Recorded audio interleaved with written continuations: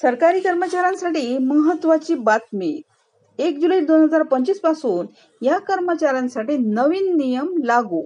आता मिळणार इतक्या दिवसांची बोनस रजा. तर पाहूया किती रजा मिळणार आहे. तर जर तुम्ही ही शासकीय सेवेत कार्यरत असाल तर तुमच्यासाठी आजची बातमी कामाची राहणार आहे. सरकारी कर्मचाऱ्यांसाठी एक नवीन नियम लागू करण्यात आलेला आहे. तो कोणता आहे ते आपण पाहूया.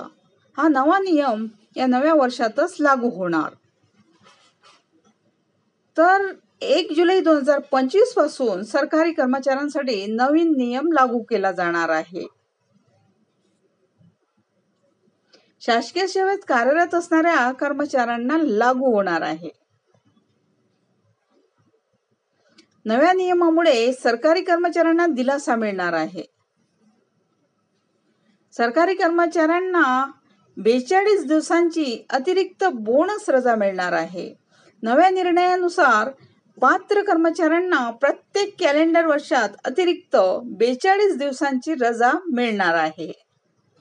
आता सरकारने घेतलेला हा निर्णय नेमका काय ते पाहूया. निर्णयाचा कर्मचाऱ्यांना कसा फायदा होणार याबद्दल आपण पाहूया.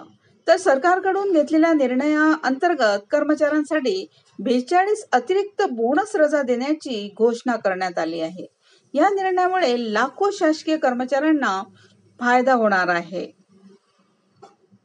तसेच नव्या धोरण अंतर्गत ज्या 42 रजा मिळणार आहेत त्या बोनस रजा असतील. म्हणजे नियमित आकस्मिक कमावलेल्या व वैद्यकीय रजांव्यतिरिक्त या रजा राहणार आहेत. आता कोणाला लाभ मिळणार आहेत ते पाहूया. तर मिळणारी बोनस रजा ही पूर्ण वेळ शासकीय कर्मचारी म्हणून कार्यरत असणाऱ्या सरकारी कर्मचाऱ्यांना दिली जाणार आहे. बोनस रजा फक्त आणि फक्त 1 जुलै 2025 पर्यंत 1 वर्षाची सलग सेवा पूर्ण केलेल्या कर्मचाऱ्यांनाच दिली जाणार आहे.